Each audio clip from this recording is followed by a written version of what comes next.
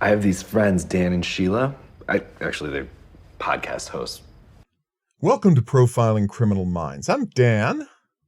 And I'm Dr. Redmond. And we are back for more Criminal Minds. It's our first episode in a post-Will LaMontagne world. And as predicted, JJ is not coping well. That's fair, right? Oh, I would say JJ is behaving true to form. Exactly as we would expect her to. Yes, yeah. I think that is true. Yeah, this is not a surprise and why anybody is surprised and why they're not again. The real question is, why is this woman not in therapy? Why doesn't she have a therapist to pick up and call? Exactly, because she is not. Oh my God. She's going and looking at BAU gates. That's my how point. She's spending her time after her husband has died. Yeah, she is not wallowing with her children, in misery. Not with, yeah. And I'm sitting here going, my grandchildren lost their father, and they went back to school. Like JJ's kids went back to school like a week later. Yeah, it's kind of crazy. It's like they were working. They were at work and they only had 3 days off and they had to go and suck it up, because your great grandma died. Yeah. Holy shit, I'm going. Yeah, it seems like a stretch.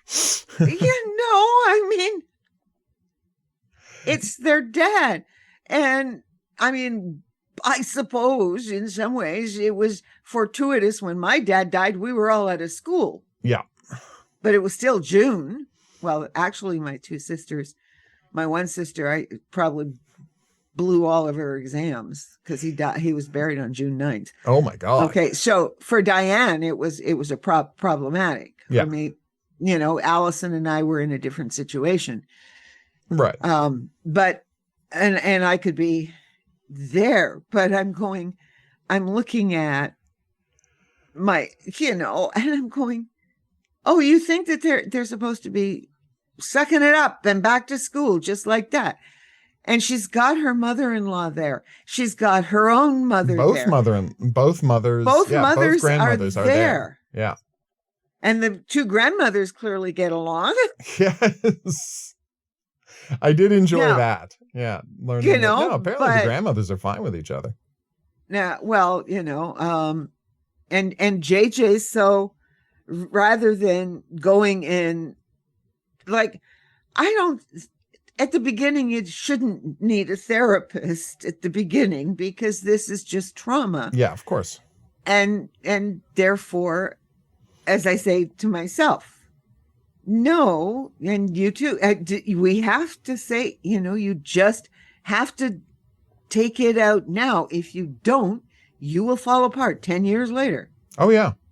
Or whatever. So, JJ, you need to deal with the pain you are feeling. She has never processed the pain of her sister's death. Nope. And then her parents' divorce. And then, everything is, she has never dealt with pain in her life, like this emotional pain that she's going through in her entire life. Why would it be any different now? And of course, so this is what she's doing. So her whole thing throughout all of this, right? Yeah. Is just JJ. And it just follow. In that sense, I'm glad the writers have done it. One can get really completely consistent. Completely consistent that she is emotionally cut off from herself. Yep.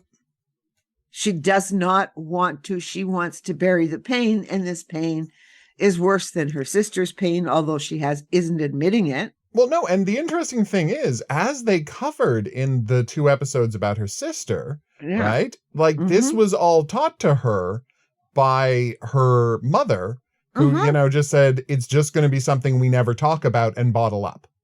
Yeah. And so that's what her mother does. Exactly. And now her mother's, of course, realizing that was the wrong thing to do. Absolutely. But JJ hasn't learned the lesson yet.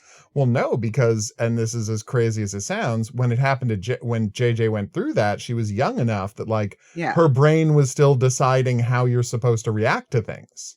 Right. So ironically, the mother who, you know, made these bad choices was already a full grown adult with a cooked brain when she made these bad choices. So she can change her behavior more easily because Than it was an JJ can. active choice she was making, not your parents showing you this is how the world works, Yeah. rewiring your brain, which is what JJ went through. So yeah, like none of JJ's bad behavior around this stuff is her fault. Like it's just bad at coping some mechanisms point- she was taught. But yes, as No, it's Will said, sometimes- you do have to go to therapy and figure this stuff out.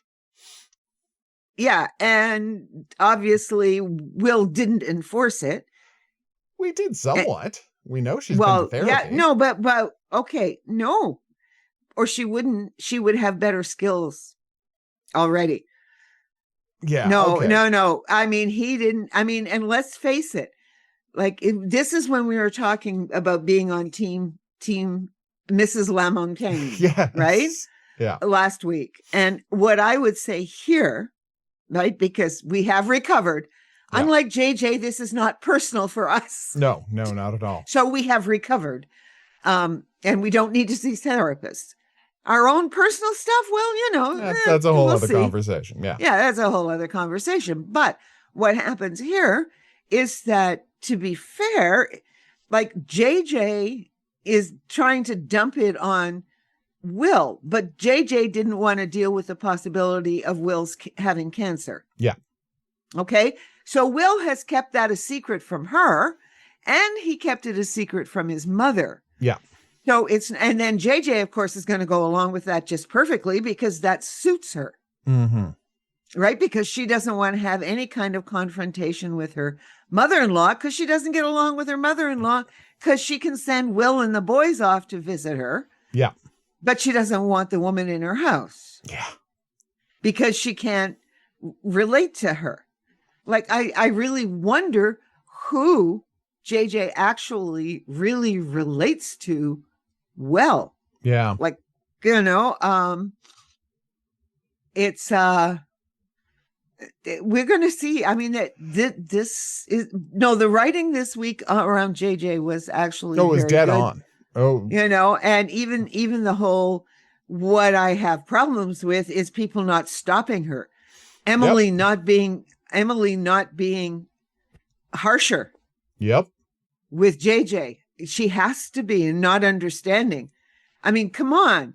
She spent the last 10 days after the funeral on her computer checking to see if monitoring. horrible revenge porn, AI revenge porn of her was reposted to the internet. Yeah. That's called wallowing. And it doesn't help anything. Yeah, and you're not wallowing in what you're supposed to be wallowing Well, in. no, she's wallowing in something that's much easier to say, here's a horrible thing that was done to me by bad people. I'm just the victim. And it doesn't require she think about what's happening with her children and how much her life is screwed up. It's a clear case of here are bad things happening. You know, it's you understand why she would choose to wallow in it, because it's ironically a much safer thing to wallow in. Well, of course it is. Because there's a clear villain. Yes, it's nice and black and white, and she doesn't have to deal with the emotional stuff with her husband, and she can stay up. And we're probably going to find out she started drinking. Wouldn't shock me. No, she's just going to drink herself, awake, and it will be more erratic. I mean, it might have been better if she had just gone back to work in terms of dealing. Oh, and, yeah. Well, no, and I don't know why Emily to distract her with, yeah. And like Aisha's not around. No, she's off working with Dave on the and she hadn't, so she's not seeing what's going on with JJ. Except that she'll now have an earful to deal with next week in the personal side of things. Aisha with Dave, but Emily too with Dave. Like everybody seems to think, well, you need a week or two off or you need to go see counseling. Well, you're not going to see your counselor, are you? Well, no. Yeah. Well, maybe you should make these people deal with their trauma. You are the boss. Yeah, you Emily. are in a position to just force people to get therapy. Like, that's part of your but it's job. in her head. Emily is saying, well, maybe you just need another week off. What? So she can wallow in misery gate all the further. more? I know. Because that's all she's going to do. Yep. That's absolutely right. And at the end screaming and hollering at Voight. Yep. I mean, it's very satisfying for us, the audience. Oh, yeah. But from a JJ perspective, it's not healthy, and there's no reason to suspect it's going to help their case. God only knows whether she's right. Honestly, who the hell knows? Yeah. Yeah. I mean, she's sitting there. Oh no, and she has this flashback to Voight saying something with the lines. Talking about connecting people. Yeah. Connecting people, and he's making this sign, and it's got to be Voight. Well, no, it could be somebody else in the. Yeah, could be somebody else in the organization. It could be, because it would be interesting if it was Voight, because it's a very big departure for him to go kill somebody in a house. If he did kill somebody, we don't even know that anybody died there. That's the weird part. All it looks more like a scare tactic. Exactly. Something meant to intimidate people, but why and for what reason? Yeah, I can think of reasons why Voight would want to do that, and he would somehow or another. But you see, this would assume that who posted it and why? That's the question. Well, this would go back to my idea, right? That he organized all of this, before he went into the coma. Yes, and that is possible, and that's certainly. I mean, some of them think and he wouldn't have we wouldn't have accounted for losing his memory. Exactly. Not only losing his memory. Or for Will dying. No, how could he possibly? He couldn't possibly, because that has nothing to do with him. No. But reposting sort of stuff on the BAU gate is fully within his repertoire. Oh, absolutely. So when he was at jail, he was still in contact with his lawyer. When he was talking about his corrupt lawyer, he could have set a huge amount of stuff in action. Up. Yeah, no, absolutely. On a time scale, and he was assuming that he would be in the hospital for a while and he would be out for a few months in a few months, after everything healed and the rest of it, and he prepared a whole bunch of stuff. I can see that happening. Oh, yeah. That jail, that the Voight that we're seeing, which is still not clear. We'll talk about that later. Yeah, we will. In a minute. But it's not that clear. I mean, because she wants to say, but somebody said, well, it was posted only 2 days ago. Yeah. But stuff can be set up to post automatically as long as you've got, the right technology set up. So that doesn't give you anything. No, and so, I mean, this is all. And then he may have set it up there because somebody else would have picked up that something, like it's probably being monitored. Yeah. Within the FBI itself. Oh, it definitely is. Like and JJ doesn't have to monitor it. That's an interesting point. And you can call that a problem with the episode, is that I feel like Garcia should have known that the second something went live on BAU Gate, alarms should have gone off all over Garcia's computers. Yeah, some alarms somewhere, and one of those 20 computers she's got hooked up. She's got this giant rig behind her. You'd think one of them would be keeping an eye on BAU Gate, right? Yeah, yeah. Although I will say, and this is something that the show will probably never address, because, there's no reason to really, but I will point out something strange, which is, and like I said, this is not going to be an important thing. I'm just bringing it up for consistency's sake, because, I like to police things. It's what I do. But if a thing has been locked down by the federal government, it's entirely, it is wholly unbelievable that someone could upload something new to it. right? Okay, I've 'Cause- got a What? a shot. No, but I was give. going to say, but the interesting thing is, and I know they filmed this before all of this happened. It weirdly looks, right? If you wanted to, you could make a wonderful comment that now that Elon Musk is in charge of the government, all of Sorry, the that's holds what I was going to against say. revenge porn have gone away. Now that America has a pro-AI revenge porn government, they could have just shut down the people and fired the people whose job it was to keep an eye on BAU Gate. Yeah, and a bunch of other things that they would And have a bunch been of watching. other things. But yeah, that's no, so BAU Gate would have been in there. That's exactly what I was going to say. As I said Great it out minds. loud, as I was, making a statement about the competence of the government, I'm like, but wait a minute, Elon Musk is running the government now and he's an idiot. So this is maybe 100% the most plausible thing they've ever demonstrated. Yes, they were futurists when they wrote this episode. Exactly. Yeah. No, and filmed it. The government is no longer capable of doing that kind of thing, the basic functioning of government anymore. Because, a bunch of idiots are running the FBI 17-year-old Nazis are running the FBI now. So, yeah, okay. You know what? I'm not even going to call that a criticism, No, not anymore. The show's just accurate to how America works currently. Little did it know. How could they have known when they filmed this last year? Oh my God. No, because honestly, that was my first thought when I was watching it. But now that we talk about it, I was like, no, that actually makes perfect sense. Yeah. Yeah, I was wondering about that too. Like, how could you?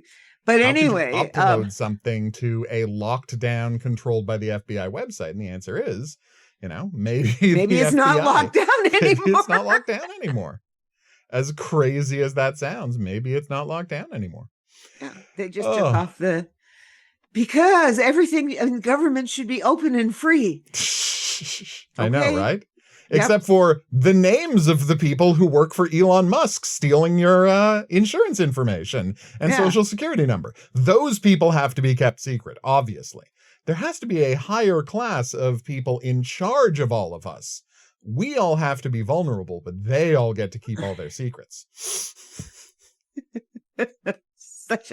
What we're saying is we don't like Elon Musk and never did. Well, no, I mean, that's when he was a battery salesman, I was in favor of Elon Musk. And then, when he was out there saying we need to run everything on solar power and put batteries everywhere, I'm not going to lie, I was massively in favor of Elon Musk. I do think that's a great idea. And then he was like getting high all the time and starting a candy company and selling flamethrowers and calling a guy a pedophile for trying to rescue children from a cave in Thailand. And I'm like, oh, this guy's terrible. Oh, okay. No, he's gone down. He's gone so far down the rabbit hole we can't even imagine.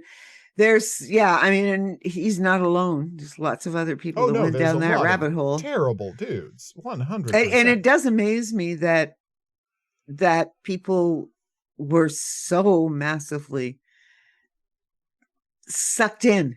Oh yeah, I was taken in. I'm not going to pretend I wasn't taken in. I was absolutely taken in. I'm not above this.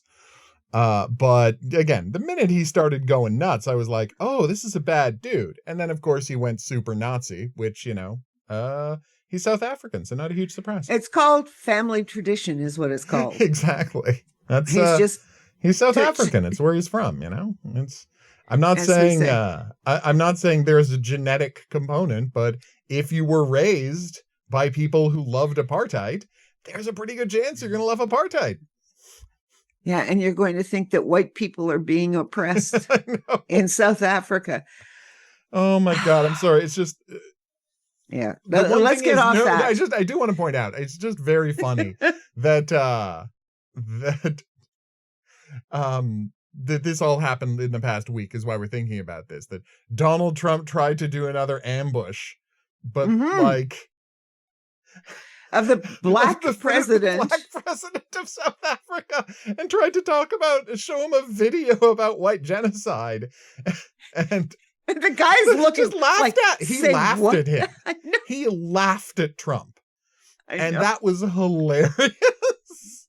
Well, Oh no, my I know, God. and we don't want to make this a Trump podcast, but but but it was and very then funny. he had to watch Mark Carney having this long chat with the king while they Yes. were waiting for the scepter, the black I scepter, know. to come down Oh, that was so to open funny. up the Senate to Yep. open Parliament. Right? Fun fact, to open Parliament, you need to have a man-at-arms bring a mace down to Yes. the floor. That's Yep. why Canada's great. But anyway, Yep. please continue.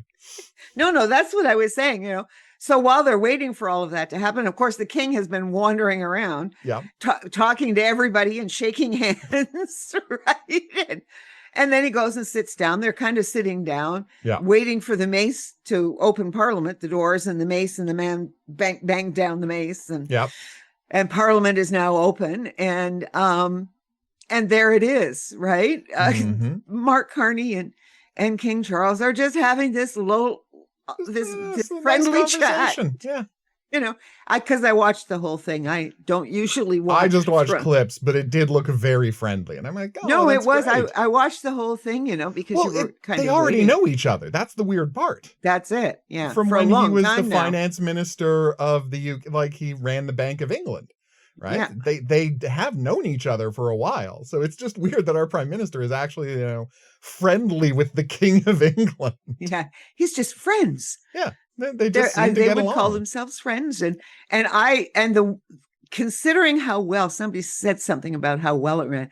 I'll bet you when Carney went over there earlier, Yeah. they started those arrangements then. That wouldn't shock me. And I mean, and the king even made it over because he was not in Canada, actually on the ground in Canada, 24 hours. No. And there he is. And in sharp contrast, he's shaking everybody's hand, and you can barely see a security guard anywhere, I know. right? Like they are so muted in Canada. Yeah. None of this rushing around and none of this stuff. No, he's going around and he's shaking hands and they're trying to corral him. No, he's just got to shake somebody else's hand. Poor Camilla. I felt sorry for her because I'm thinking, yeah, you're around my age. This has got to be because it was hot that day. This is starting to get a bit much. I'm sure she was wearing good shoes. Hopefully. You always have to. Well, no, but the thing is, Canada, to its credit, does not, put the same stock in the kind of security theater that America does. Yeah. Because whether or not it keeps you safe, it doesn't. Anybody, as we learned from the movie In the Line of Fire, anybody willing to trade their life for somebody can kill a person. As long as you're willing to trade your life for that person, you can kill any person. Yeah. God bless. In the Line of Fire is a great movie, by the way. Yeah, I really just finished watching Conspiracy Theory with Gibson and Julia. That is a fun movie, but no, it's no In the Line of Fire. That's a really good movie. no In the Line of Fire. In the Line of Fire was really good. It's a really good movie. But anyway, the point is, but we don't have the pretense. We're just like, no, the king's here. It's great, but we don't making that big a deal out of the fact that the king is here. I live in Ottawa, and they're like, look, everyone was like, okay, on Monday this week, there's gonna be some road closures, but that's it. Don't worry about it. It's not a big deal. Monday and Tuesday until he gets to the airport. Exactly, and then until everything he gets to comes the down airport on again. Tuesday. All right, let's get back to it. Okay, let's get back to it. But yes, the idea that I still think that, I still thought it was weird that there's no alarms going off on her computers about BAU Gate, but I think we've talked ourselves into saying that's not a plot hole at all. No, I don't. That funny thing is that given the current state, yes, it was a plot hole when it was written. It would have been, yes. Last year, this was a plot hole. This year, no, that's just No. I can see it. In fact, it might have been so much so that that the warning signs, whatever that she would have tapped into, that would have given them a warning sign, might not be active anymore. Exactly. Yeah. And therefore it's considered inactive, or they dumped it in, whatever. And therefore it moved somewhere and nobody bothered to tell Penelope. Oh my God, that's so upsetting, but entirely plausible. entirely plausible in this In this day world and of- age, yeah. Yeah. So All right, so here's anyway, something fun. again- Let's talk about the So- video and how great that mask was. that was interesting, the way it was flat and then he had The weirdest set it thing. up. Yes, exactly. There is a layer of not styrofoam, Mhm. but like spray foam on top of the real mask, Yeah. which allows them to the performance of removing something completely anodyne and revealing a monster underneath. Yeah. Like Yeah. It was that was a great visual. Oh, it was I was going, well, what's he gonna do? Are we gonna see the real eyes? Like what's No, it's like what's going on? No, we're getting the something real much mask. creepier is happening. here. Yeah. There is like I loved got- that effect. And Oh, that's yeah, not an effect I've seen before. So I don't know whose idea that was, but chef's kiss. Kudos. Great job. Yeah. Kudos. Really great job on that, because this completely fuzzed over thing, and then he tears away the mask to reveal his what's eyes. there. Oh, nice. I Yeah. loved that. No, I thought that was fantastic. Oh my God. Although I gotta say, it would be funny. His first question, is that my daughter? It would be funny if this is just something he recorded at home to freak people out. And that was, in fact, his daughter. Yeah. I'm not expecting that to be revealed. I'm just saying that would be funny.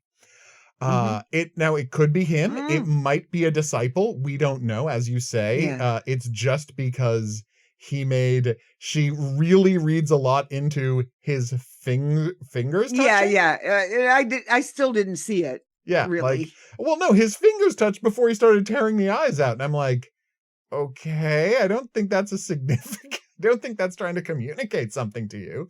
But she really is convinced that's trying to communicate she something. needs She needs it to the mean villain. Yeah, she needs it. She desperately needs a villain, so every little thing is going to becomes matter. a clue. Yeah. It's like any conspiracy theory. Yeah, we just did a whole season about that.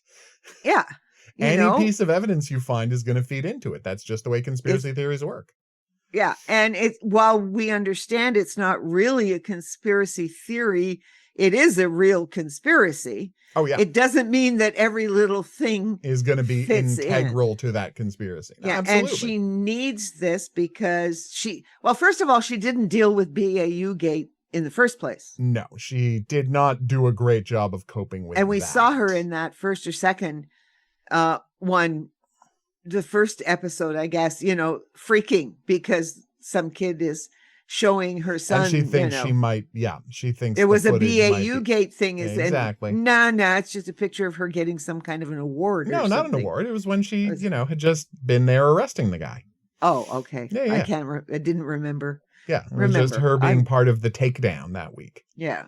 Yeah, it was just video of her, and it's like, yeah, she is a badass, absolutely. Yeah, that she's one of the BAU members to be a confirmed murderer. I'm I'm trying to think, which of them isn't a confirmed murderer? I guess Luke and Tyler.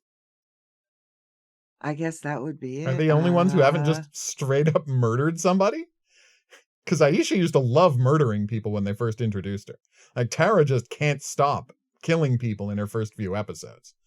And making quips about how much she loves murder. And Emily and Emily has murdered Dave people. Dave has murdered people. JJ has murdered people.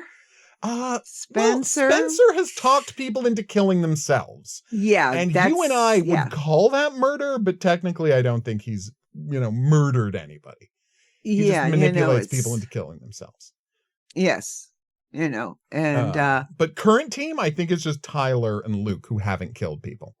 Well, there's Penelope. Yeah, but Penelope's not a field agent. She doesn't count. No, she's not a field agent. That's true. And she completely signed off on her friend murdering that guy. And, and then convinced the team to give her a pass. So yeah, she's not that fantastic either. So again, we're not against revenge here. In many ways, we're pro-revenge, but we just want to remind everybody that is what they're doing. There's no legality here. There's no justice here. This is just revenge. And that's fine. Yes. And I keep always, every time I see something, and I keep going, yeah, cops always, it doesn't matter where in the world you are, cops always get away with it. Cops gonna cop. I'm watching Beck right now. And I tell you, this Swedish show is so much is so different as well. Yeah. In terms of its policing, but it is still right. Cops But at gonna least cop. they're justified. You can justify, the some of it, but it's still once or twice. Yeah. It still has happened that's a little sketchy. No, it's funny because Yeah. I was talking about how I've been watching Miami Vice, which Yeah. is kind of fantastic. I'm again every week. It's like you turn it on, boom. There's oh god, this is so embarrassing. MacGyver's friend from MacGyver, Jack Dalton from MacGyver. Right? The original Jack Dalton from MacGyver. Obviously, I'm not talking about the remake. That man was 4 years old when Miami Vice was on, or whatever. But the point is, I'm watching it, right? And it's like, he's in an episode. And then in the same episode, there's David Strathairn right there. Yeah. Just incredible actor after incredible actor. It's amazing. One after another. I know, given what a lousy show. It's not a great show, but it is it is the most stylish thing you've ever seen. It's the best looking thing you've ever seen. Like, it was crazy. Amazing. That was Michael Mann, eh? No, it's Michael Mann. And then he went to do Crime Story, which, yeah.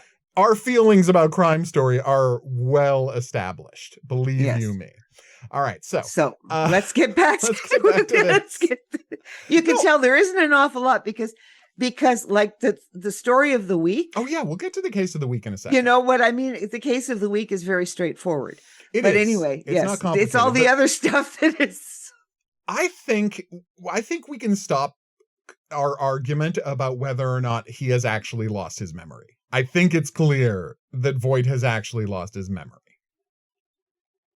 I think this week makes it very clear. All of the information is there, but a man who was, playing games and manipulating is not admitting to a murder in front of Dave. Yeah. That's just not going to happen. No. Only a person who honestly didn't have that memory and discovered that memory in the moment that he drilled someone in the brain, right? And being happy. Yes. And that he enjoyed it. And that's the thing that horrifies him, because he has empathy now, because he got brain damage that gave him empathy. I know you don't watch The Expanse, but it really, one of the finest moments in The Expanse. I watched The Expanse. You watched the whole Expanse? Yeah, I didn't know you watched the whole thing. Okay, my bad. But like literally, I would argue the most heartbreaking moment in the entire Expanse is when the scientist tells his kid that Amos is his best friend. Yeah. And Amos is just so shocked by that idea, because he had found out, of course, that the workers, right? The workers at the evil research facility had had surgery to remove their ability to have empathy. Yep.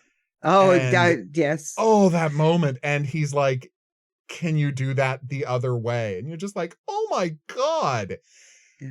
And can you reverse it? Can you reverse that? And he's like, not that we know. I'm like, no.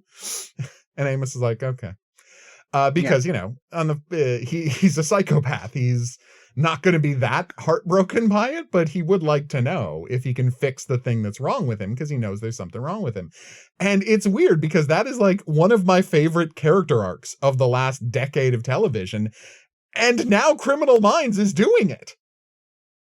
Yeah, it's going to be interesting. Yeah, it's they're doing the thing that Amos couldn't do. I have to walk back. Although it's also giving us the possibility that he has arranged a whole bunch of stuff. Oh, yeah. Assuming that he wasn't going to go into a coma. Oh, no, he had no idea. Yeah. I still think it's entirely possible that he's the one who paid for the attack on him. That's what I thought when it first I think happened. so. Yeah, I believe that. It's entirely possible that he had all of this plan to ensure he was going to get out, that there were going to be new things set up to happen, and they were going to have to make a deal with him to get him free and clear, maybe let him see his family again, blah, blah, blah, blah, blah, right? Yeah. And I think the amnesia, as you say, I'm still happy to admit that this is probably everything that's happening in the outside is something he set up and now has no memory of. and no control over right now. Exactly, because he doesn't remember what he was supposed to do to control it. And of course, the clue for that is the mask. When he sees the mask, it's after he Yes. sees the mask that he sees Dave drilling into his His brain. head. I know. Oh, And then he doesn't tell the doctor or Not right Aisha away. Yeah.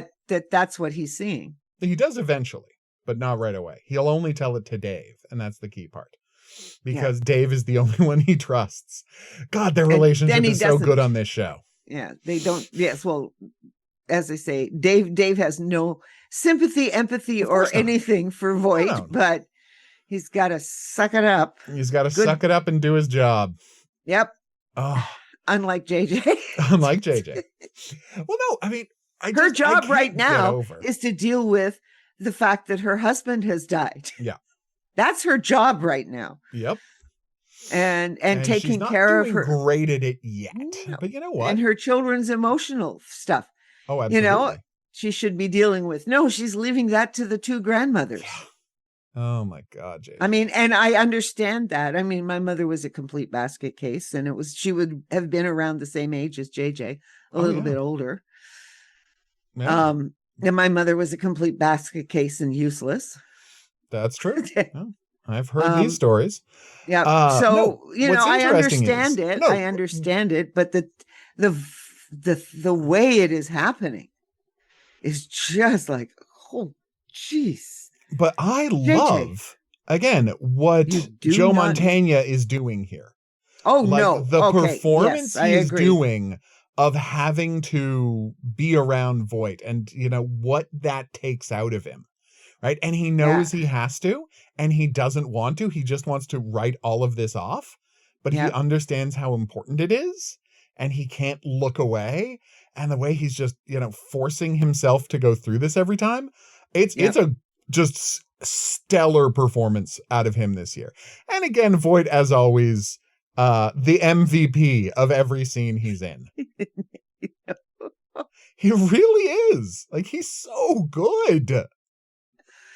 Oh, and watching him shave his head. Oh, I know. Because he wants good. he wants to become a different person, Yeah. right? He doesn't want to become He doesn't want to become what he suspects he exactly. is. He doesn't want to be the person he sees in his memories. Yeah. Like, he knows deep down the thing trying to get out of his head, the thing giving him nosebleeds is the knowledge of who he actually is. And he's so desperate to not want to be that, he's trying to physically change himself so he won't be that anymore. It's a Good great luck. detail. Yeah. No, it is. It's fine. All of the Voight stuff is fantastic. Yep.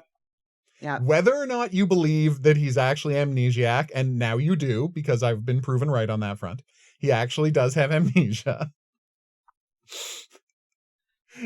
It's okay to just admit I'm right. It's fine. No, I said I'm walking it back Okay, good. a lot. All right. But I mean, it doesn't change that this is all his plan. It doesn't change what a, you know, manipulative monster he is, but it just complicates everything. Because what happens if he does get all his memories back, including the memories of all of the things that he's planned, and how is he going to help them stop it? Well, now that he has empathy, maybe he has to, but you know, it's going to be interesting to see. I know, but he's still, when he gets the memories back, he's going to, as he said, why did I enjoy it? Is he going to want to see that kind of horror again? Is he going to want to cause that kind of horror again? Or will the fact that he has empathy now in some way, you know, limit what he's able to do and limit what he wants to do? Like, this is a really intriguing thing, right? What they've done with him, I cannot say enough good things about how smart, right? What they've done with Voight is. Yeah. Like, it's the only way you can keep using this character. And I mean, I'm not saying this is what inspired it. It's like the brain chip for Spike on Buffy. Yeah, yeah. Oh, You no, for couldn't sure. keep That's what I Spike thought, around. you know. It's just like the brain chip Now- for Spike now, on Buffy. of course. You can't keep this character around if he's still a monster. But of course, there are no brain chips in the world of. Well, except so you have brain damage. Like Exactly. it and the thing is going to be, right, are they going to follow the Spike line? James Marsters was so good in that role. Yep. And they're thinking of reprising it, right? So, but it is going to be interesting to see, because of course what Spike did was, oh, you mean I can kill monsters now? I know. Whoa, I got my soul back. Okay, so I gotta deal with some of the guilt stuff, but Yep. I can kill monsters now. Okay. As long as I'm still doing violence, I'm happy. I'm happy, right? So yeah, are they going to do the equivalent of Spike, and he's going to be, dealing with serial killers for them from his jail cell? Who the hell knows? Yeah. Because he's so racked with guilt, he has to help undo the damage he caused. I don't know where this is going. None of us do. It's exciting. No. It's as excited I've been since season 16 started, and I realized how incredible this is going to be. And I know there are fans out there who think that Voight doesn't need to stick around forever. And I don't know that he does need to stick around forever, right? But at the same time, every plot line they've done with him has been fantastic television.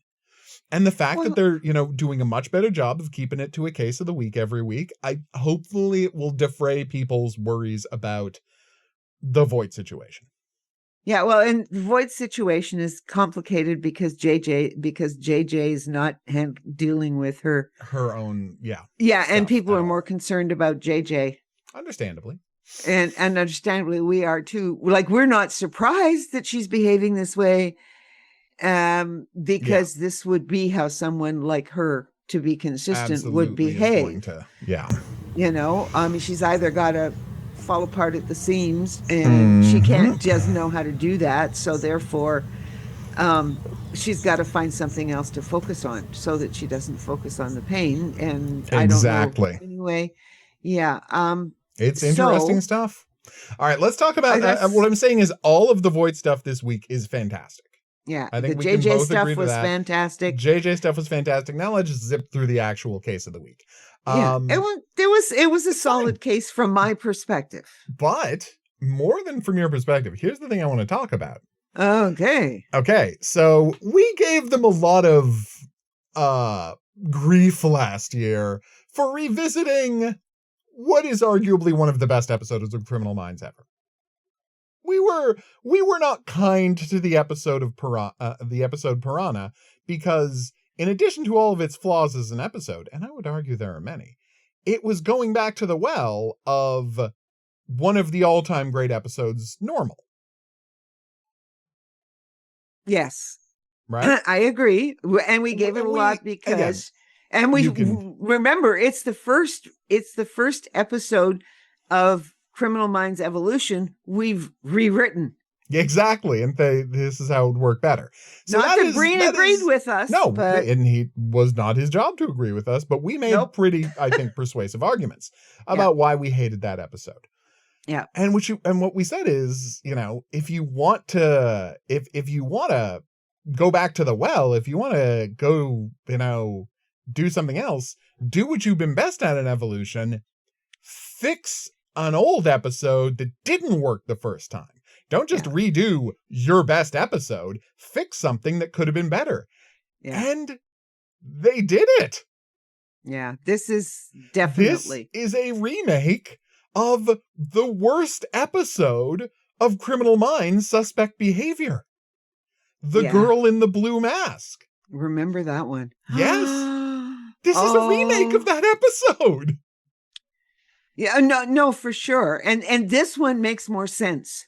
Of course, because here he's actually a doctor, not just a crazy man. And here she actually has scars. He's not just a crazy man. Yeah. Every part of this, it's like, okay, but it's in a way, it's combining The Girl in the Blue Mask with the Ray Wise episode where he thinks he's going to invent a way to transplant legs, right? Oh, yes. I know. That was a heartbreaker. That was such a heartbreaker. It was. God, Ray Wise is fantastic. But yeah, it's funny because you watch this and you're just like, oh my God, I'm watching another take on The Girl in the Blue Mask. And it's an episode where, what was the thing that we said was the worst part of that episode?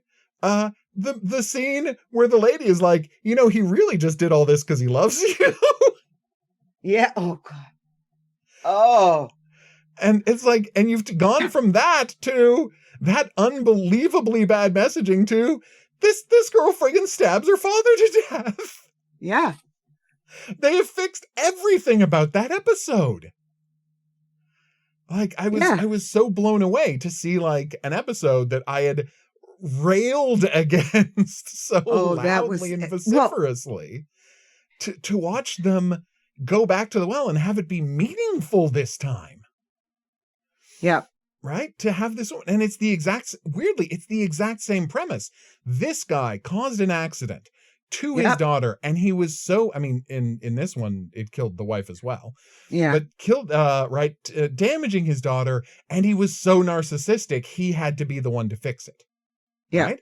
So in a way, it's the exact same episode, but suddenly it's dealing with real stuff, because they're saying, okay, but what if because when you're watching the girl in the blue mask, yeah, you're like, okay, well, they're going to take the mask off. There's going to be nothing wrong with her face. Obviously. That's the only way this can possibly go. And it's one of the reasons it's the worst episode, right? But you're watching this one, and there's no mystery from the start. No. Right? You're just like, oh my God, he's keeping his daughter in this horrible abandoned hospital ward, right? And just completely controlling her access to the world so that he can undo this horrible thing he did to her. And we can see how nightmarishly burned she is. Yes, and that's the funny thing. But her face isn't completely fine. No. And the thing is that he is obviously, there are no mirrors that she can see herself in. No. Yeah, so she's being told she's a monster over and over again, but honestly, her face looks fine, and you can do skin grafts over the course of your life. Like, that's the thing. It's only his narcissism that is causing a problem here. Yeah. Right? It's only his inability to deal with the guilt over having been responsible for the death of his wife that's causing a problem here. Yeah. Everything that's going on with her is fixable if he just took her to the hospital. But he can't do it. He had to be the one to fix. I thought the lines were good. Oh, it's like very well written. And the acting was just great. Like his, both of them are fantastic. Yeah, because it is even the guys who are doing the selling even the evil. Oh my God! So here's what I'm going to talk about, right? Okay.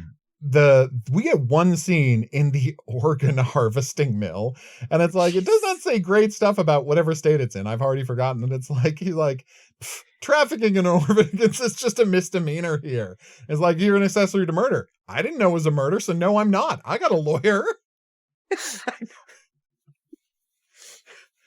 But they do offer to, look kindly on him and be a little easier on him. And honestly, there's no reason not to sell this doctor out,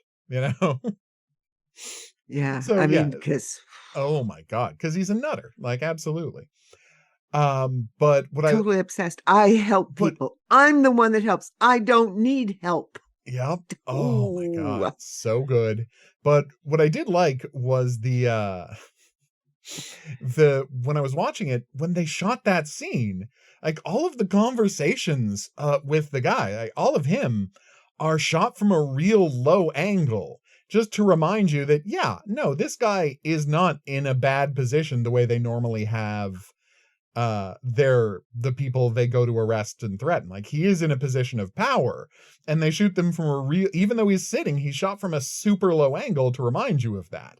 And this actor, it's one of those situations where their casting people do such an incredible job, because this is an actor who has one scene and 4 lines in that scene, and he absolutely crushes it for all 4 lines in that scene to like an amazing extent. I thought the evil doctor, the evil transplant doctor, did a fantastic job.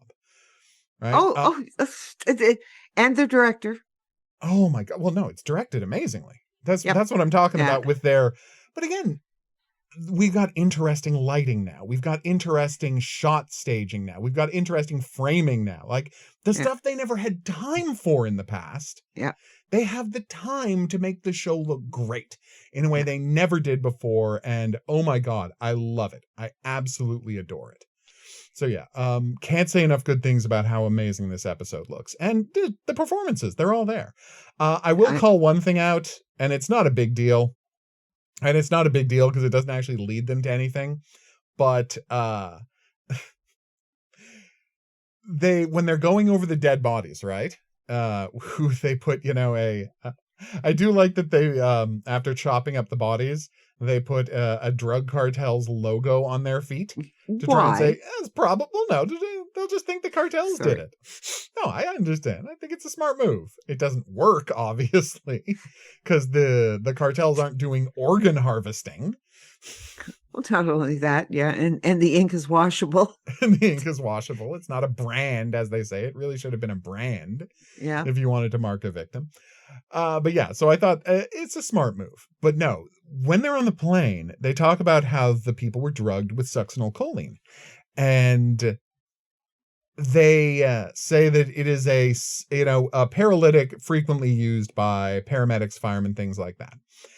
And she immediately jumps, Emily immediately jumps to, it must be a first responder who is doing the killing. And I'm like, no, you can't assume that, Emily. You can't assume that. We've seen Mr. Scratch.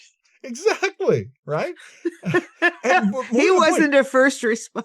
No, and he had plenty of drugs. Well, no, but the interesting part is this succinylcholine thing. If they give you too much of it, you can have a heart attack, right? Yeah. And this is the weirdest thing that happened. So I used to watch a lot of Forensic Files because it's a fun show to have on in the background. And that's how I know there were two different episodes. The most amazing pairing of episodes of Forensic Files ever is. There's one where this guy he killed a homeless man, right, to make it look like he had faked his own death. And he got caught, right, for faking his own death. It didn't work out. And then on another episode of Forensic Files, like 6 years later, another man did the same thing because he had seen that episode of Forensic Files.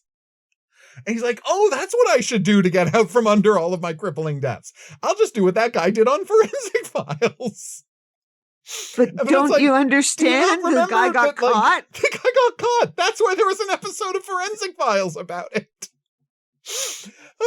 But anyway, so it made me very happy. Sometimes I really enjoy the show Forensic Files. Never more than one time the killer was named Stephen Harper. So over and over again, they just keep talking about what a sicko this Stephen Harper was. And I'm like, okay, well, that's pretty funny. But anyway.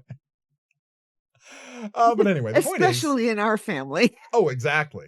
But the thing that's so funny is, I don't know how they arranged the package of it they show on Amazon Prime, right? Although, funniest thing ever, they went to Canada one time for a guy who had killed people, and they were talking about this murder just outside of Kingston, right? At the one of the reservations right outside Kingston, right? Native territory. And they're like, and then he took a quick trip up to Ottawa to do some shopping. And I'm like, quick trip? You kidding? But anyway, so it's they don't know how big Canada is because nobody really understands how big Canada is if they don't live here. No, it's true. It's funny, eh? Because from sea to sea, it's the same as the United States, but it's just bigger. It's actually longer than the United States. Yeah, and it's got lots more empty space. But that's the problem. Because it's so empty, it takes so much longer to imagine getting anywhere. All right, but the point I was making is, so there was this whole run of episodes that was the strangest thing, because I don't know if this happened when it originally aired, or it's just the way they put them together on Amazon Prime, But suddenly there were 5 episodes in a row about people who were drugged with succinylcholine. Like, it just happened over and over and over again, to the point where I'm like, am I having a prank played on me? Why do they keep talking about this paralytic? Because sometimes they used it to like shut down someone's heart. Sometimes they used it to put people to sleep and start a fire, or, have an accident happen. But it's like they kept talking about this paralytic over and over and over again. And the point I'm making is, apparently, if there are 8 episodes of Forensic Files about it, it's not that hard a drug to get, and it's not just associated with first responders. So there you go. That's the point. That's the point I you're was trying eventually to make. making. Yeah. Yes. But yeah, I did like that there was just there was a guy who used to be a paramedic, got fired for stealing drugs, but and this is the shadiest thing you can imagine, owned his own paramedic truck. And I don't understand. But I guess things are different in the United States. In the United States, there's private paramedics. That's the crazy part. There's paramedic companies. We think of this as being like a public service, like a bus. But in the States, apparently, there's a lot of private paramedic companies. And you work as a paramedic for a private company that just like owns paramedic vans and gets paid when they drop people off at the hospital. Now that sounds crazy to anyone who doesn't live in America, but yeah, it's what's going on here, and that's kind of nuts. And the idea of a guy going from, dealing drugs to murder, it seems like a leap to me, but then again, he seems like a real bad dude, so I guess we're just going to accept that. We're just going to have to accept it. Yeah, just goes from like relatively petty drug theft to, oh no, now he's just a serial killer. Okay. Sure. Why not? Okay, yeah, he's getting paid a lot more money, I guess. But I'm sure he is getting paid a lot more money for the organ theft. Absolutely. Yeah. But yeah. Very, very good opening. The scene where he goes to convince the woman to get into the ambulance. Yeah, and go to the really hospital. So yeah, thought that was very well done. Everything and the about end of it was so good. Tyler taking her outside. Oh, so sweet. Now that said, so she could see the stars one last time. But at the same time, I'm like, man, I will say that at that moment, we have no idea what's going on inside her body, obviously, but it really did get a sense of like, it's like she died of being a tragic girl in literature.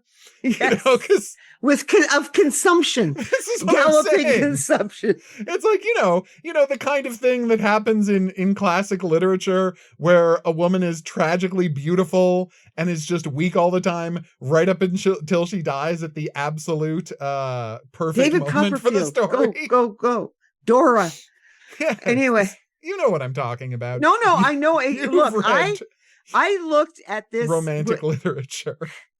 No, what I was looking at, and it bothered me now that we're talking about the little things that bother us. I mean, it really bothered me, that environment. If she had an autoimmune disease, how is she alive at all at this point? At this point, because that is not a sterile environment. No. That she's in, supposedly. I mean, she needs to be in a fairly sterile environment, and that's what her father keeps saying to her. If she has an autoimmune disorder and third-degree burns all over her body, like, everything is going to be infection all the time. He's not wearing, he's not wearing a mask. He's not wearing anything. And I'm going, no, this is not going to work. No. And then it seems as if somehow or another the skin transfer that they made was being rejected, that we see that she has had is being rejected. And that seems to be what's causing her the pain and causing her to die, as opposed to, but then she says, but I have an autoimmune disorder. When she's looking at Tyler, she says this to him before she kills her father. Yeah. And you can after she kills her father. Oh, that's after she kills her father. But I'm going, but How your father wasn't alive? wearing a mask. I know. She's got an autoimmune disorder and she's got third-degree burns, and he's taking no precautions. But again, Yeah. he's deranged. So I Yes. understand the no precaution. So I understand why she's dying, but she really does have it really doesn't look like there's that much wrong with her beyond beyond the burns for her to Tyler say this ambulance on the way. And she's like, I won't last that long. Yeah. It's like, And it's true. It turns no, out it's to be true. But again, it's like I'm reading, Yeah. it's like I'm reading Gothic literature. Of the suddenly, 19th century, you know? of the 19th century. Yes, no, that's the David About this- Copperfields yes, and the you know. Mrs. Rochester up in the attic. Yes, up in the attic. This crazy woman held away in the attic. Jane Eyre. Right? Oh my God. So yeah, I mean, I loved the episode, to make that clear. But Yeah. There was I know that they want her to die so that Tyler can have a that moment. A very good moment, by the It was- way. yes, with Emily at very the end of good. the episode of trying to Yes. figure out like why would people do this job? Yeah, and not that is only a that, very well written moment. No, it was very well written because what she brings up is why she didn't, do you have a problem not killing the girl Yeah. when you could see she was going to kill her father? And it's like, what I love was Yeah. her just statement. It's like, what would you have done differently? Yeah. And if you can't say there's anything you would have done differently, stop beating yourself up because it wasn't your Yeah. fault. Yeah. If you did all you could, it wasn't your fault. There you go. Yep. And yeah, she's absolutely And those right. of us going through grief have to all remember that. It's a really smart message. No, it And is. a really healthy message. to One put that in there. JJ should take to heart and Emily should realize JJ needs to hear. Yeah, absolutely. This Oh was my not gosh. your fault. Yeah. Because that's what's driving her here, Oh, right? yeah, what could she have done? Yeah. Absolutely. Oh my God. But yeah, very good episode. I'm just gonna mention something that I wish I don't think this is gonna come up this year, but something I wish they would keep an eye on. Am I the only person who remembers that Tyler's got a son? Because the show seems to have forgotten that Tyler's got a son. Yeah, and this but then Luke has a dog and it seems to have forgotten. Don't you dare tell me that Luke's dog should get mentioned as much as Tyler's son. No, should but get mentioned. just remember the shtick with the dog all the time. I know. I'm just And her. saying. No, the child, yes, I don't know. Because It's worth mentioning that Tyler has a son in college who never gets mentioned. yes. JJ talks about her kids all of the time, and there's nothing wrong with that. I encourage her to talk about her kids all the time. Tyler's got a son in college. And he has never mentioned it. Well, And he's it in has college, never though. come up. Yeah, You know? he's in college. And it was his sister's. Yeah, Like but he adopted his sister's He son. adopted his sister's kid and His raised nephew. him. Yeah. His nephew, yeah, but it's his son. Sort of He like raised his- Octavian and Julius Caesar. Yeah, except the difference being, actually, no, it is exactly like Octavian and Julius Caesar. it Yeah, is. it is. Yeah. All right, because that parent died right away. This child has no memory of his mother. Right? No, because he was just a baby. He was a baby at the Yeah. time, right? Yeah. Tyler is the only parent he's ever known. So I'm just saying. You would think he would come and visit once in a while. This is what I'm saying. I would know. just like it if Yeah, Tyler's son dropped by once. For the amount of time we saw Jack. Or when Tyler was going to be sent off to Alabama, Exactly. he could have said, "Yeah, but I don't want to be so far away from my son." Exactly. My You son know, was I mean, going to there were- Georgetown or whatever. This is Yeah. what I'm talking about. Just, Yeah, I'm just saying. some for the amount of casual times, mention. For the amount of times we had to see Jack, for the Yes. amount of times we see Henry and Michael, he could get mentioned once. Like There. Joe found out he had a daughter and we saw her like 5 times. Yeah. You know? And he just But found just a out. little. It could just be. It's like Tyler's forgotten he's had a son. That's He what I'm has saying. a son. Yes. The show okay. seems to have forgotten that Tyler has a son. Tyler seems to have Seems to forgotten, have forgotten that he has a has son. a son. This is my point. This is one thing that I don't expect it to come up this year, but I would like it to be mentioned at some point. That Tyler does, have a kid.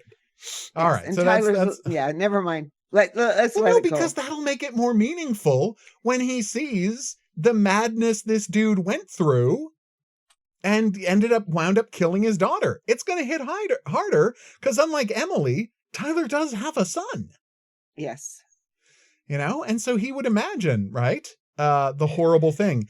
And this is a girl who's, who had lost her mother, and then her father went completely nuts and wound up, killing her, and she had to kill him. And I think as a guy who raised a kid after the kid's mother died, that would hit him pretty hard. You would think he would have a little bit of PTSD around that. This is what I'm saying. And I know the episode's not about that. I know we need space for JJ's drama. And I know we need space for what's going on with Voight. I would just like to see it mentioned. Yeah, as I said. Like, didn't want to go to Alabama because it was too far away from his kid. Right. Exactly. That's all. If they had done an episode, right, and Reed was there, and part of the plot of the episode was somebody had a crazy mother who drove him to murder, and it didn't come up at all that Reed had a crazy mother, we would have that reaction and be like, don't you think it should have come up that this is very close to Reed's life? Is what we would have been saying. Mm-hmm. And I think Tyler deserves the same kind of consideration. So there's writing team. There you go, writing team. You don't have to listen to me. Remember, next season, Tyler has to have just got his son going. Yeah. Just like you don't even have to have the son show up in an episode. He could just be on the phone, talking about his son's finals or whatever, just something. That's all we're asking for. We're just asking for something. Although you know what I do? They've been writing Tyler young. They have. That and I think that they may have forgotten because remember he had to have been he was like about 18. 20. Oh no, he was like 20. 18 or 19. Okay, so he's in his mid 30s. Yeah, he's in his and mid to late 30s. And they're making him they're writing him as if he was Spencer age. Yeah, they're writing him younger, which is weird because he had a full career in the army and retired from the army before he started trying to kill Voight. Yeah. So yeah, I mean, are we remembering Tyler's backstory better than the show is remembering Tyler's backstory? Like this whole FBI thing is a second career for him. Yes. He still has his army pension, So it's just a side hustle. Oh my God. But anyway. That he got kind of dragged into. Yeah, we still love Tyler, by the way. Oh, yes. We don't want Tyler going anywhere. We adore this character and have right from the start. But we would like them to remember certain details about him. But I think you're right. It is almost as if they're trying to write him to be younger than the character canonically is. Yes. Which is just a little weird for me. All right. Yeah. So there you go. I think we've gotten to the bottom of it. But yes, the tragic girl, she dies of consumption. It's very heartfelt. The scene with Emily on the plane is top-notch. Yes. Just a top-notch bit of writing. Yep. Loved it. Yep. So, I think that's all we needed to talk about this week. And if there's anything else, we'll remember next week. Oh my God. One of my favorite moments in the episode. Just a minor thing. One more is JJ taking over working the computer because of course she can work she knows computers well enough that she can just keep pushing the right arrow to cycle through pictures. That made me so happy. No, this isn't hacking. We're just looking through photos. Yeah, I can just that was great. That was great. Perfect moment between the two of them. Yes, it was. It was absolutely a perfect moment between the two of them. I always love it when that's one of those pairings that we don't get as much as I like. Don't get me wrong. Yeah. Obviously, I still think Garcia and Luke are the best. Luke is the best, pal that Garcia's ever had in the history of the show. But I've always loved her chemistry with JJ. I've loved their scenes together. And it's not a pairing we get that often. So it was nice to have it here. Yep. Yeah. So Okay. there you go. That's all I'm saying. All right. Okay. So, I guess that's that. I really did. I mean, for all of my criticisms about Tragic Dying Girl and the Tyler stuff, this is a top-notch episode. Yeah. You know, Yeah. all No, of the edited. I Dave love and the Voight stuff is all of it. fantastic. Yep. You know, the performance, him gradually remembering, doing a Rorschach test. And by the way, that third card, that was 100% bunnies. Like, he was Yes, right. it was. That was a picture of bunnies. Well, yes, Like, but it's only the second time he went through it that he saw bunnies. I know. No, but I'm just saying, objectively, that was a picture of bunnies. I'm just saying, I know we're supposed to interpret Rorschach tests, but everybody go back and look. That was a picture of bunnies. That wasn't Yes, but open Rorschach's, for interpretation. Yes, people don't always see what the obvious. I mean, the butterfly. I know that's the entire point of Rorschach tests. Let's just discuss. I mean, Rorschach ink blots are very problematic. Yes, I mean, I'm not saying they're a good diagnostic tool. All I'm saying is, never mind. I used to use tarot cards. Yeah. Because it's about how people react to them. How people react to what's in front of them. Yes. It tells you a lot about tarot cards have so many concepts on them. You can learn a lot based on people's reactions to them. I don't know if I've ever told the story about the tarot cards. This is a fast story. So when Ralph was my second husband's stepfather, for Daniel, who was diagnosed with multiple sclerosis. So, and I had to, I think I must have mentioned it. It strikes me, but one of my counseling clients, right in Nevermind, he decided that he was going to read the tarot. He was going to do a spread for Ralph. Right. Well, it was all, everything that he interpreted, everything that he saw was all himself. Yeah, of course. It had very little to do with Ralph. He'd met Ralph maybe once. So anyway, it is what is in your mind that you can see. And you could see that with Voight, that what he saw, that there was this all of a sudden, whatever there was in the ink, because it was the second card or the third card, whatever was in the ink spread out and broke open a memory. Yep. So anyway, it's never very mind. accurate. That's it. No, it's very accurate to how it's just about giving yourself a medium to express things about yourself. That's all the tarot are for. And the thing is, the first time it happens and he doesn't see it as Dave's face. The first time he just sees somebody drilling into his brain. He's been dreaming about it, and then he sees it in the cards. Yeah. And then he projects it onto Dave. And then he projects it onto Dave the second time he sees it in the cards, and he sees the map.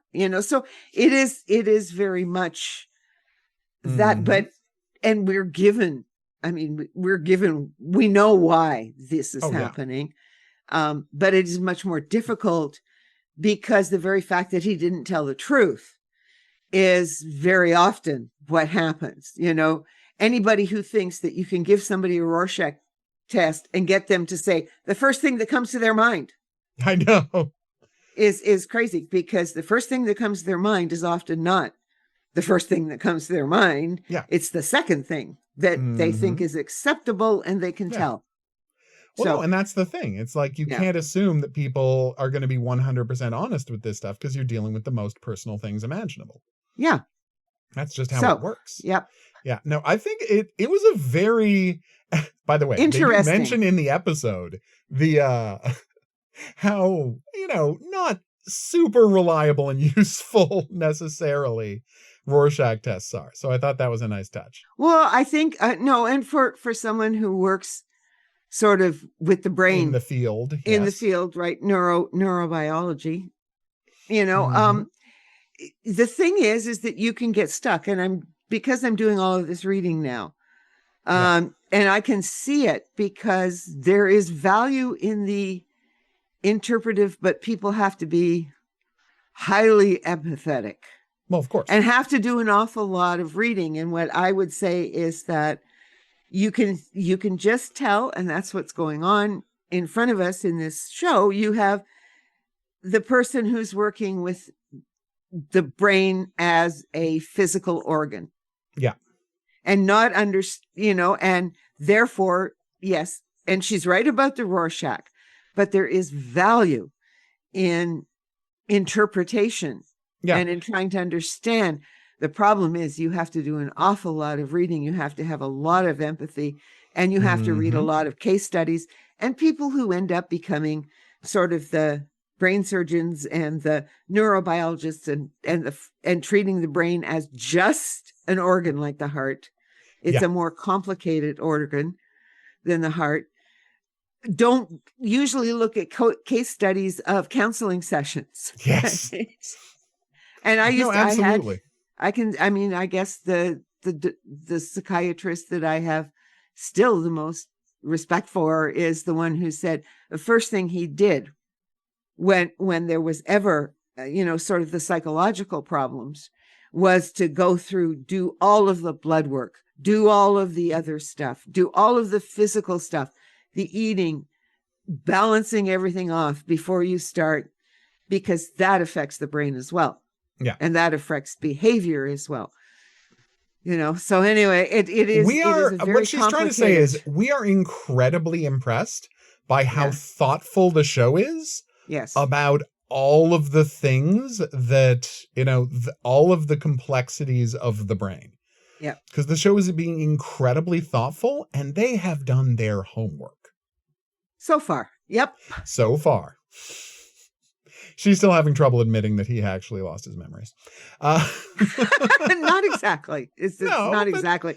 I hold my breath with all of this because I know you do. I mean, I'm not, and it's not just because of the coma thing. I mean, I'm willing to give you the coma, okay.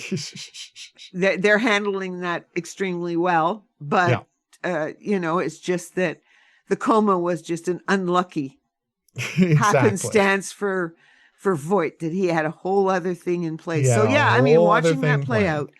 Okay, so now we're repeating ourselves. I know. I wanted to end on that. All right. Okay. So we're going to call it here. Thank you so much for listening. If you have any questions, if you have any comments, if there's any profiling related fiction you'd like us to check out, drop us a line at profilingcriminalminds@gmail.com. We would love to hear from you. If you were listening on an app, podcast, or watching on YouTube, hi.